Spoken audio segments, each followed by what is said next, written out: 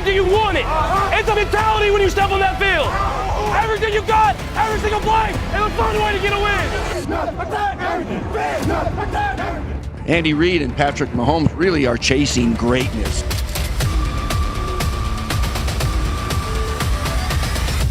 I see the look in you boys out. We don't need no motivation. Dominate, man. Dominate on 3. 1, 2, 3. Dominate. The Kansas City Chiefs were 60 minutes from rewriting the NFL record books again. No franchise had ever won 3 straight Super Bowls, but Mahomes and Kelce were knocking on the door of history. One more ring and they would match Brady and Gronk for the most championships ever by a quarterback-tight end duo. Then they ran into Philadelphia and everything collapsed. January in Kansas City feels different when history's on the line. The 2024 playoffs opened the way everyone expected. Travis Kelce torched Houston in the divisional round with 7 catches for 117 yards and a score.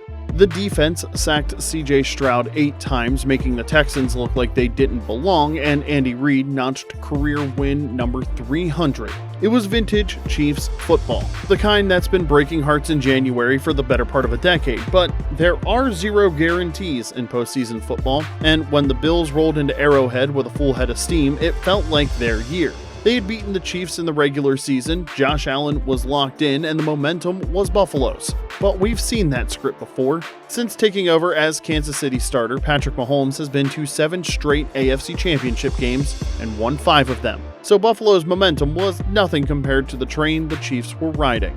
The game proved to be the heavyweight fight everyone wanted to see. Mahomes landed early blows, building a 21-10 lead, but Allen stormed back, silencing Arrowhead and flipping the score heading into the 4th quarter. And that's when champions write their story. Rolling, Mahomes, he can keep it, he can get there, he's in for the touchdown! Mahomes found his magic late in the 4th with the score tied at 29. He orchestrated a 51-yard drive ending in a Harrison Butker field goal with just over 3 minutes to go. The defense stepped up and shut down Allen and the Bills. And just like that, destiny was back on the table. KC was headed to their 3rd straight Super Bowl. Mahomes and Kelce were 1 win away from standing alongside the greatest dynasties in all of sport. The stage was set and the coronation was only 60 minutes away. Then they had to play the game. Super Bowl 59 in New Orleans should have been a crowning moment. Instead, it turned into a nightmare that will haunt Chiefs Kingdom forever.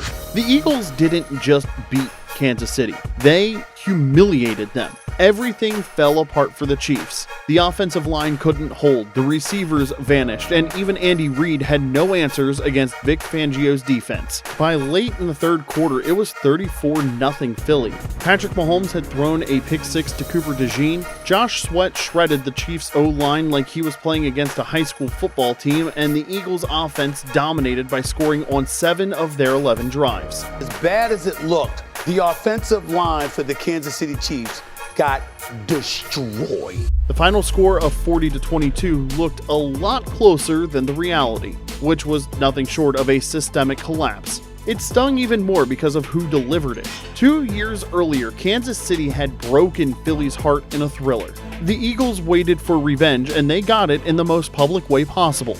The Chiefs had been kings of the clutch. They'd won 17 straight one-score games heading into that night, but when the lights were brightest, their championship DNA disappeared, and they were never even in the running. That loss left scars, but it also provided potential fuel for the future. So, if this Chiefs dynasty really is what people say it is, that fire from the Super Bowl humiliation could be more dangerous than the trophies that came before it. But that motivation may be the only thing making this team better going into 2025. The question is, will it be enough? More! We need more! Let's go! The beauty of sustained excellence is that it creates its own momentum. While other teams are trying to figure out how to build a winner, the Chiefs are merely tweaking a championship formula. After all, you have to be doing something right if you're trying for your 3rd straight Super Bowl win. The core remains intact and the supporting cast got some additions for 2025, but there were also some significant losses too. After getting exposed by Philly's defense, general manager Brett Veach made protecting Mahomes a priority. The Chiefs used their 1st-round draft pick on offensive tackle Josh Simmons out of Ohio State. They also signed former 49ers tackle Jalen Moore to a 2-year deal, but the questionable decision to trade All-Pro guard Joe Thuney to the Bears means a net loss for the O-line if we're being honest. the Chiefs' pass-catching unit didn't fare any better. Travis Kelce's production has been inclined for the last 3 years. Juju Smith-Schuster is entering year 9 and only caught 18 passes last year. Rashee Rice, the team's wide receiver 1, is suspended for the first 6 games and won't see the field until October. That leaves the second-year speedster Xavier Worthy as the main threat. This is the speedy man, Xavier Worthy, the fastest man to the end zone right away. Now, Worthy flashed speed and playmaking in the playoffs, and now that he's had a full offseason with Mahomes, he may be a little bit better, but he's not carrying this team by himself. The running back room added some depth with Elijah Mitchell coming over from San Francisco, but the run game was the one area where this offense was already solid with Isaiah Pacheco and Kareem Hunt. It's the same story on the opposite side of the ball. The Chiefs drafted Omar Norman-Lott and Ashton Gelati to shore up the defense, but it's hard to think this unit doesn't take a step back after losing guys like safety Justin Reed and tackle Tershawn Wharton. So yeah, going into 2025, the Chiefs will absolutely have to lean on motivation to even get back to the championship game. Now, don't get us wrong, this team isn't falling off after last year, but they didn't really get better either. And dynasties don't survive by luck. They last because they adapt. This team hasn't adapted. So maybe this is the year we see Kansas City come back to the pack a little bit. And if that's the case, could it signal the beginning of the end for the dynasty that replaced New England? The rest of the AFC certainly hope so, but they're not relying on Kansas City to get worse. Their inability to be explosive with the football down the field, and when they do not hit it, that's more concerning to me than getting punched in the mouth. Buffalo's still loaded, Baltimore is as physical and balanced as any team in the league, and Houston's digging in with CJ Stroud. Oh, and don't forget that Cincinnati is throwing its hat back in the ring for 2025. The margin for error for all these AFC contenders has been non-existent, and now that may also apply to Kansas City. The Chiefs' crown as the reigning NFL dynasty is under serious threat from Philly, but until somebody in the conference knocks them off, the Chiefs are still the kings of the AFC and the reigning conference champs. That still means something, whether the rest of the country likes it or not. And honestly, it's not just football fans who are loving the Chiefs these days, but we'll get back to that in a minute. First, let's talk legacy. Let's go, let's go, let's go. Patrick Mahomes heads into his 9th season already with a resume that belongs in Canton. 3 Super Bowls, 3 Super Bowl MVPs, and 2 league MVPs. And he's only 29, so yeah, his peak might still be ahead if you can imagine that. But there's another side to that coin. Travis Kelce is entering year 13 and may be taking his final lap. His body has more miles, his contract is up after this season, and he's hinted at retirement already, but one more championship run with Mahomes could change everything. Together, they've formed one of the greatest quarterback-tight end duos in history. Only Brady and Gronk have won more Super Bowls together, one more, and these duos are tied. Unless you use the postseason touchdown hookup as a tiebreaker, and then Mahomes and Kelce would be the best quarterback pass-catcher combo in league history. Mahomes steps up, throws, and he got it! Touchdown, Kelce! That's the kind of super fine line we're talking about as far as legacy goes. Win Super Bowl 60 and Mahomes and Kelce go down as the greatest quarterback-tight end duo ever. 4 titles in 7 years would eclipse Brady and Gronk's dominance, and it would all but cement Mahomes as Brady's heir and Kelce as the greatest tight end of all time.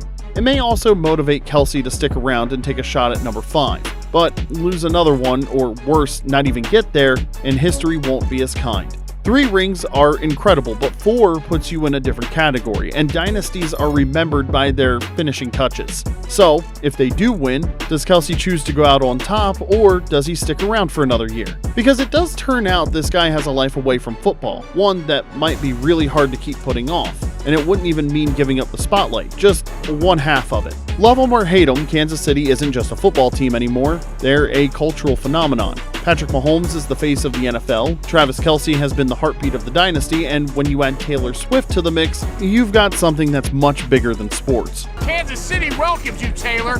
Show up! Her presence at games has turned every Sunday into a global event. Ratings have spiked as millions of new fans have latched onto Chiefs Kingdom to peek in on their relationship. Even people who couldn't tell you what a blitz is tune in just to see her in the box seats. And now, the engagement announcement has broken the internet, hijacked news cycles, and made the Chiefs the biggest story in sports all over again.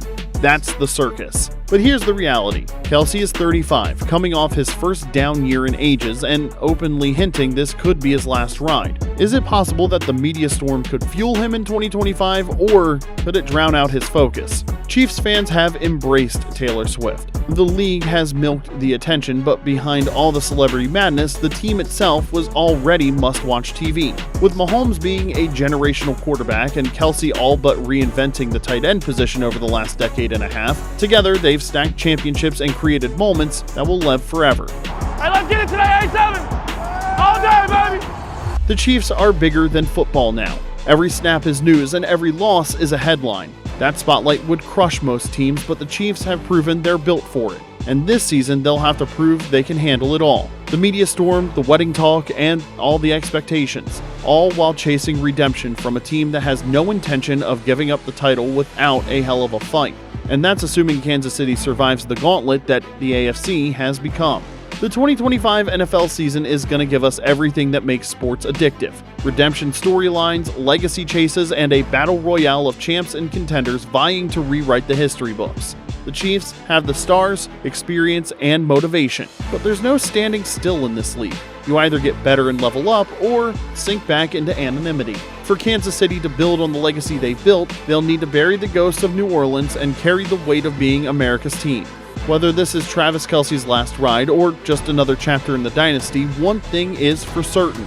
Chiefs Kingdom is about to witness history, for better or for worse. So now, you tell us, did the Chiefs do enough in the offseason to survive the rest of the AFC and make another run at Brady and Gronk, or are we finally witnessing the beginning of the end for the dynasty of the 2020s? Let us know in the comment section below, and be sure to like, subscribe, and stick with us, because the dynasty isn't dead yet, it's just waiting for the next chapter to be written.